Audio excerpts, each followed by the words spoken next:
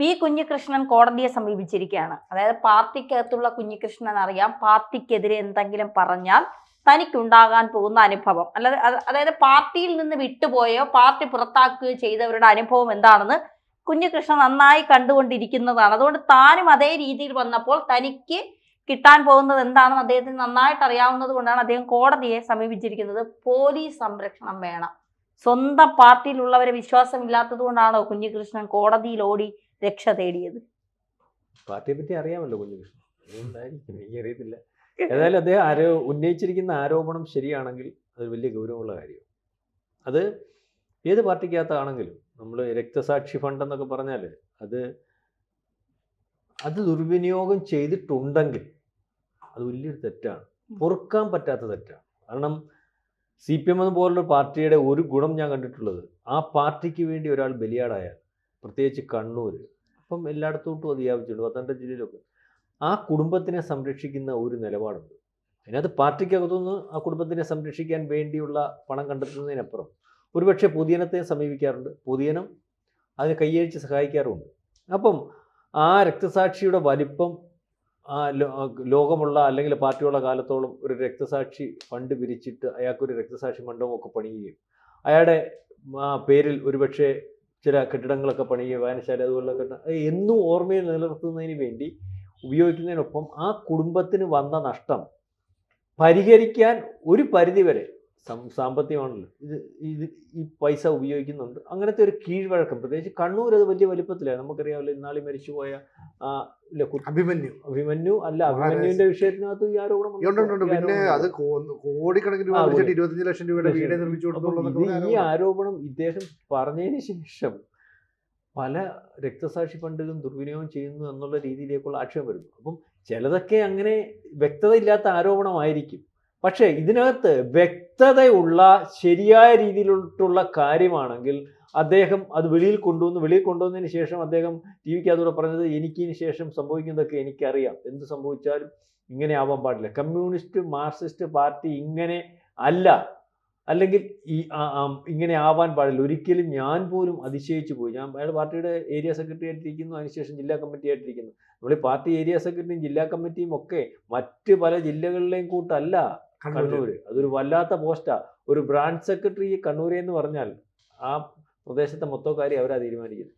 പക്ഷെ ഇതിനകത്ത് രണ്ട് വശമുണ്ട്. ഇനി ഈ പറഞ്ഞത് അയാൾക്ക് വേണ്ട പദവികൾ, MLA ആവണമെന്ന് വിചാരിച്ചിരിക്കുന്ന ആളാണ്, അതിന് വേണ്ടി പാർട്ടി അയാളെ തയ്യാറാക്കുന്നില്ല, അല്ലെങ്കിൽ പാർട്ടി അതിന് വഴങ്ങുന്നില്ല, ആഗ്രഹം നടക്കുന്നില്ല, അതിനുവേണ്ടി ഉണ്ടാക്കിയ ആരോപണമാണെന്ന് പറയുന്നത്. അങ്ങനെയാണെങ്കിൽ അത് വളരെ മോശപ്പെട്ട ഒരു ആരോപണമാണ്. തിരിച്ച് കുഞ്ഞികൃഷ്ണൻ ഈ രീതിയിൽ താല്പര്യത്തിന് വേണ്ടി ഒരുപക്ഷെ അദ്ദേഹത്തെ ഇത്രയും ആക്കിയ ആ പാർട്ടിയെ ഈ മോശപ്പെടുത്തുന്നതിന് വേണ്ടിയുള്ള ശ്രമം ആണെങ്കിൽ അത് അതിനെക്കാട്ടി വലിയ കാര്യം. ഏതായാലും പഴയ കാര്യങ്ങൾ ആലോചിക്കുമ്പോൾ ഈ പറയുന്ന TP ചന്ദ്രശേഖരൻ്റെയും അതിനുശേഷം ഒരു 10 കൊല്ലത്തിനകത്താണല്ലോ CPM പുറകോട്ട് പോയത്. CPM ഭരിച്ചുകൊണ്ടിരിക്കുന്നുണ്ട്. അല്ലെങ്കിൽ CPM-നെതിരെ ഇതുപോലെ ഒരു ആരോപണം വന്നാൽ CPM അത് കായികമായിട്ട് കൈകാര്യം ചെയ്യുന്ന ഒരു അവസ്ഥയുണ്ട്. മമ്മണി പറഞ്ഞല്ലേ, രാജേന്ദ്രനെ പാർട്ടിയായ നല്ല ആക്കിയേ, ഇവൻ ഈ പാർട്ടിക്കെതിരെ പറയാൻ അവനെ തല്ലിക്കൊള്ള, അവന് വെണ്ണുമുളകി പെൻഷൻ കിട്ടത്തില്ല. അപ്പൊ പിന്നെ ആ ഒരു നിലപാട് മണി അത് കൃത്യമായിട്ട് പറഞ്ഞതാണ്.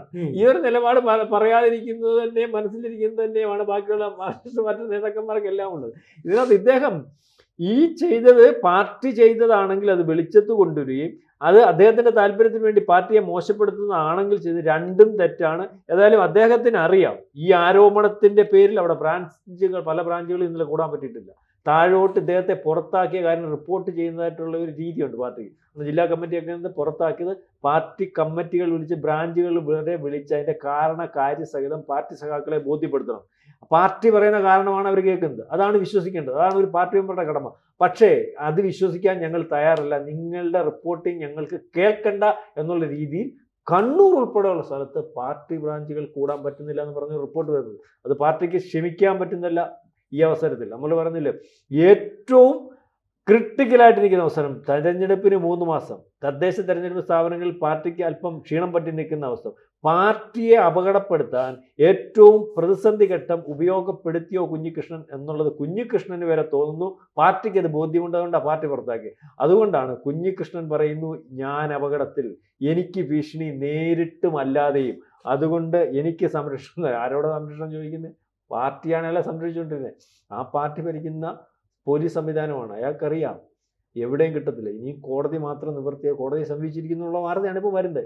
അതിനകത്തൊക്കെ ബാക്കിയുള്ളതൊക്കെ നാളെ വരണം, അല്ലെങ്കിൽ ഇതുവരെയുള്ള വാർത്ത എങ്ങനെയാണ്? ഈ വടകര ഒഞ്ചിയ സ്ഥലത്താണ് T P Chandrasekharan SFI, DYFI തുടങ്ങിയ പ്രസ്ഥാനങ്ങളിലൂടെ വളർന്നു വന്നിട്ട് പാർട്ടിയുടെ ചില നിലപാടുകളെ തുറന്നെതിർത്താണ്. അവിടെ പണത്തിന്റെ കാര്യത്തിൽ, അധികാരത്തിന്റെ കാര്യത്തിലൊക്കെ CPM നടത്തുന്ന ചില തെറ്റായ നീക്കങ്ങളെ തുറന്നു കാണിക്കാനാണ് ടി പി ചന്ദ്രശേഖരൻ ശ്രമിച്ചത്. പക്ഷേ ശ്രമം അവസാനം എന്ത് ചെയ്തു? ടി പി ചന്ദ്രശേഖരനെ ഒറ്റുകാരനാക്കി ചിത്രീകരിക്കുന്ന രീതിയിലേക്ക് വരുന്നു. ഇയാൾ പുറത്തേക്ക് പോകുന്നു. ടി പി ചന്ദ്രശേഖരന്റെ ഭാര്യയായ രമ, അവരും ഈ DYFI ഉൾപ്പെടെയുള്ള പാർട്ടി പ്രസ്ഥാനങ്ങളിലൂടെ വളർന്നു വന്നാം. ഇവർ പിന്നീട് എന്തിനാണ് പേടിച്ചത്?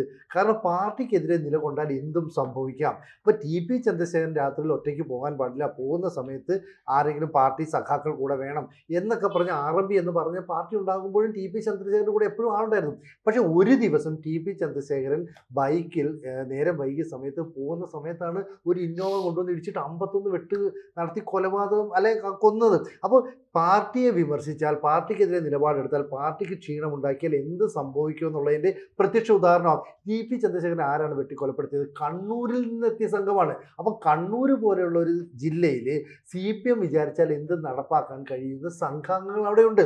ടി പി ചന്ദ്രശേഖരൻ ഇത് സംഭവിച്ചിട്ടുണ്ടെങ്കിൽ ഒരു കാലത്ത് ടി പി ചന്ദ്രശേഖരൻ ഉൾപ്പെടെയുള്ളവർക്ക് പാർട്ടിയുടെ പ്രവർത്തനം എന്താണെന്ന് വ്യക്തമായ ധാരണയുണ്ടായിരുന്നു.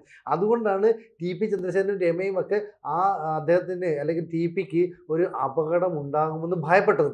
എന്ന് പറഞ്ഞാൽ കുഞ്ഞികൃഷ്ണൻ ഇപ്പം ചിന്തിക്കുന്നത് എന്താ? പാർട്ടിയുടെ ഈ ഒരു ആധിപത്യമുള്ള ഒരു സ്ഥലത്ത് നിന്ന് പാർട്ടിയെ വിമർശിക്കുന്ന പ്രധാന ഘടകം എന്താ? രക്തസാക്ഷിയുടെ പേരിൽ പിരിച്ച ഫണ്ട് പോലും അടിച്ചു മാറ്റി എന്നുള്ളതാണ്. എന്നാൽ അതിൻ്റെ ഓഡിറ്റ് റിപ്പോർട്ട് നോക്കിയപ്പോൾ ഒരു കുഴപ്പവും പറ്റിയില്ല എന്നൊക്കെ പറഞ്ഞ് ന്യായീകരിക്കാൻ ശ്രമിക്കുന്നുണ്ട്.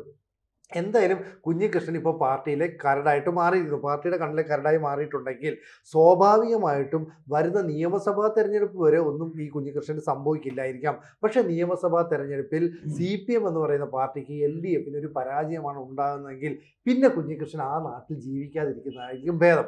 ഇനി പാർട്ടി വിജയിച്ചെന്ന് കരുതിയാലും പാർട്ടി പറയുന്ന എന്തും അക്ഷരം പ്രതി അനുസരിക്കുന്ന, അതിൻ്റെ ശരി തെറ്റുകളെക്കുറിച്ച് യാതൊന്നും ചിന്തിക്കാത്ത കുറേ അധികം ആളുകളുണ്ട്. അണികൾ എന്ന് പാർട്ടി വിളിക്കുന്ന ആളുകൾ.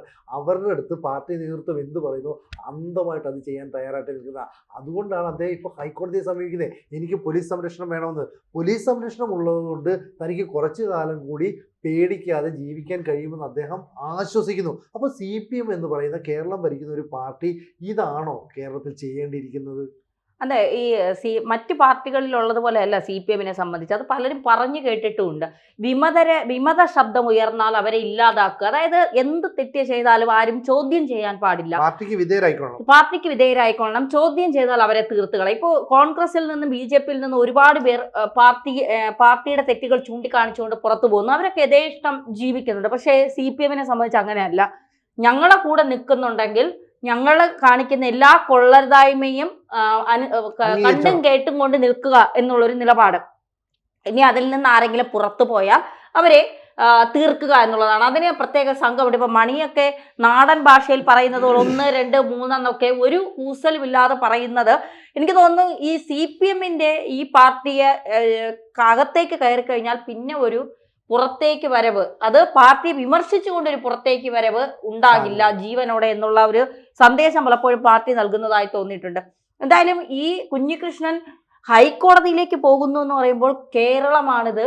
ഇവിടെ ഒരു പാർട്ടിയെ, ജനാധിപത്യ രാജ്യമാണ് ഇന്ത്യ. ഇവിടെ ഒരു പാർട്ടിയെ വിമർശിച്ചാൽ അയാളുടെ ജീവൻ വരെ അപകടത്തിലാണ്. അയാൾക്ക് പിന്നെ രക്ഷ എന്ന് പറയുന്നത് പോലീസ് സംരക്ഷണോ അല്ലെങ്കിൽ കാവലായി കോടതി മാത്രമേ ഉള്ളൂ എന്ന് പറയുമ്പോൾ ഇത് നമ്മൾ ജീവിക്കുന്നത് ജനാധിപത്യ രാജ്യത്താണോ എന്ന് ഒരു നിമിഷമെങ്കിലും ചിന്തിക്കേണ്ട ഒരവസ്ഥയിലേക്ക് പോകുന്നു. പക്ഷേ ഇത് ഇപ്പോൾ ഈ ഒരു വിഷയം തെരഞ്ഞെടുപ്പുമായിട്ട് ബന്ധപ്പെട്ടിരിക്കുന്ന ഒരു വിഷയത്തിനകത്ത് വലിയൊരു അപകടമുണ്ട്. ഇത് ചർച്ച ചെയ്യാൻ തുടങ്ങിക്കഴിഞ്ഞാൽ പിണറായി ബാധിക്കുന്ന ഒരു വിഷയമാണ്. അതെ, പിണറായി തീർന്നു പോകുന്ന ഒരു വിഷയം. അല്ലെങ്കിൽ ഇത്തരത്തിലൊരു ആക്ഷേപം ചർച്ച ചെയ്യുമ്പോൾ തന്നെ പാർട്ടിക്ക് വലിയ ദോഷം ചെയ്യും. അതിനകത്ത് അദ്ദേഹത്തിന്റെ ഭീഷണി അവിടുത്തെ പാർട്ടി സഖാക്കൾക്ക് വിഷയമല്ലായിരിക്കും. കേരളം മൊത്തം കൂടെ ഇലക്ഷൻ വരുന്നത്. കേരളത്തിൽ കണ്ണൂരിൽ ചിന്തിക്കുന്നത് പോലെ അവർക്ക് അവിടെ അപകടമൊന്നും ആ നിയമസഭയിൽ പറ്റത്തില്ലെങ്കിലും അവിടെ ഈ വിഷയം ചർച്ച ചെയ്യാൽ, കേരളം മൊത്തം ചർച്ച ചെയ്യാൻ പിണറായി വിജയൻ തീർന്നു പോകുന്ന ഒരു അവസ്ഥയിലേക്ക് വരും. മനസ്സിലാവുന്നില്ലേ? അപ്പൊ പണ്ട് നമുക്കൊരു ഉദാഹരണം, ബെർലിൻ കുഞ്ഞനന്ദൻ നായർ മാധ്യമപ്രവർത്തകനായിരുന്നു, പാർട്ടിയുടെ സജീവ തലത്തിലുള്ള ബുദ്ധിജീവി ആയിരുന്നു എന്ന് പറയാം. പാർട്ടിക്ക് വേണ്ടി എല്ലാ പ്രവർത്തനങ്ങളും ചെയ്ത, റഷ്യയിൽ ഉൾപ്പെടെ പോയിട്ടുള്ള എല്ലാം ചെയ്തിട്ടും ഒരു അവസരത്തിൽ പാർട്ടിയെ വിമർശിച്ചതിന് ബെർലിൻ കുഞ്ഞനന്തൻ നായർ പാർട്ടിയിൽ നിന്ന് ഒറ്റപ്പെട്ടു. പിന്നീട് എത്രയോ വർഷങ്ങൾക്ക് ശേഷമാണ് VSO പിണറായിയോ ഒക്കെ ഈ ബെർലിൻ കുഞ്ഞനന്തൻ നായരുമായിട്ട് ഒരുമിച്ച് ഒരു സ്ഥലത്ത് വെച്ച് കണ്ടുമുട്ടുന്നത്, വീട്ടിലേക്കൊക്കെ ചെന്ന് കയറുന്നത്. അപ്പം ബെർലിൻ കുഞ്ഞനന്തൻ നായർ അത്രയും വലിയ ആളായിട്ട്, അത്രയും വലിയ മാധ്യമ പ്രവർത്തകനായിട്ട് ഈ CPM-ന്റെ അവഗണന നേരിട്ട് CPM-ന്റെ ചവിട്ടും കുത്തുമെല്ലാം ഏറ്റുവാങ്ങേണ്ടി വന്നു. അത്രയൊന്നും ഇല്ലല്ലോ ഈ കുഞ്ഞികൃഷ്ണന്. അദ്ദേഹം ഒരു ജില്ലാ സെക്രട്ടേറിയറ്റ് അംഗം വരെയല്ലേ, അല്ലെ ജില്ലാ കമ്മിറ്റി വരെയല്ലേ എത്തിയുള്ളൂ. സ്വാഭാവികമായിട്ടും ഒരു സ്ഥാനാർത്ഥി മോഹമൊക്കെ അദ്ദേഹത്തിന് ഉണ്ടാകാം. ആ സ്ഥാനാർത്ഥി മോഹം വെട്ടിയതാണ് ഈ പ്രശ്നങ്ങൾക്ക് കാരണമെങ്കിൽ സ്വാഭാവികമായിട്ടും പാർട്ടി എടുക്കുന്ന നിലപാട് ശരിയായിരിക്കും. അതല്ല എങ്കിൽ അതാ പറഞ്ഞ അല്ല എങ്കിൽ അത് ഒരിക്കലും അംഗീകരിക്കാൻ പറ്റുന്ന ഒരു അവസ്ഥയല്ല. വീണ്ടും ഇത് ചർച്ചയാകും.